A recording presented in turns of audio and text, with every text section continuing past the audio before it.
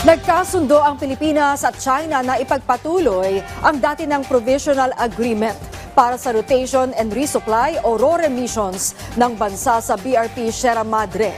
Samantala, mahigpit pa rin nakabantay ang Philippine Coast Guard sa The Monster Ship na iligal pa rin nananatili sa Exclusive Economic Zone ng Pilipinas. Yan ang ulat ni Patrick De Jesus.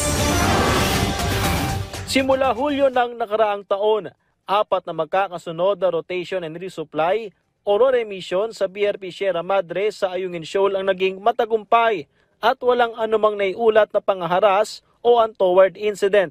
Pinakahuli noong Disyembre nang hinatira ng Christmas packages ang mga tropang nakaistasyon doon, pati na sa 8 iba pa na okupadong features ng Pilipinas sa West Philippine Sea.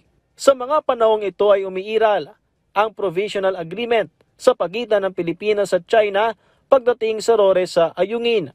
Sa ika-10 bilateral consultation mechanism na idinao sa Xiamen, Fujian sa China nitong Huwebes na pinangunahan ni Philippine Foreign Affairs Undersecretary Maria Teresa P. Lazaro at Chinese Vice Foreign Minister Jen Xiaodong, kapwa kinilala ng dalawa ang mga magagandang bunga ng Provisional Agreement sa RORE mission sa BRP Sierra Madre. Kaya't napagkasunduan na ituloy ito para sa de-escalation ng tensyon, ngunit nire-respeto pa rin ang kanya-kanyang posisyon. Ipinahayag naman ng gobyerno ng Pilipinas ang pagkabahala sa pananatili ng The Monster Ship ng China Coast Guard at iba pang barko ng China na paglabag sa UNCLOS at Philippine Maritime Zones Act na pagkasunduan sa BCM na muling palakasin ng plataporma para sa kooperasyon ng mga Coast Guard ng Pilipinas at China. 13 araw ng bantay sarado ng Philippine Coast Guard ang The Monster Ship sa loob ng ating Exclusive Economic Zone.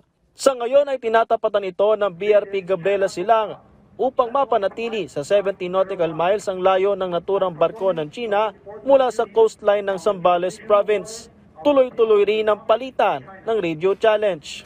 To avoid miscalculation, leave the area immediately and stay away from it. Over. You do not possess any legal authority to patrol inside the Philippines Exclusive Economic Zone. You are directed to depart immediately and notify us of your intentions. Your illegal activity will be reported to higher authorities. Pinuri naman ng ilang mambabatas ang ginagawang hakbang ng PCG kahit tila sinusubukan ang ating limitasyon. Our problem is we have an aggressive neighbor in the north. China is an aggressive neighbor. And I think they're testing the limits and patience of our government and of course our armed forces of the Philippines, our Navy and our Coast Guard. We should practice prudence. We should practice, of course, restraint kasi ayaw po natin na-escalate ito. Ayaw po natin ng gulo.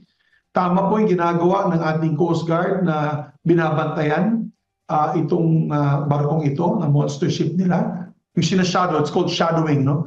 Sabi naman ni Senador J.B. Ejercito, bagamat umaasa siya sa positibong bunga ng bilateral talks, ay naniniwala rin siyang dapat palakasin ang posturang pangdepensa ng Pilipinas.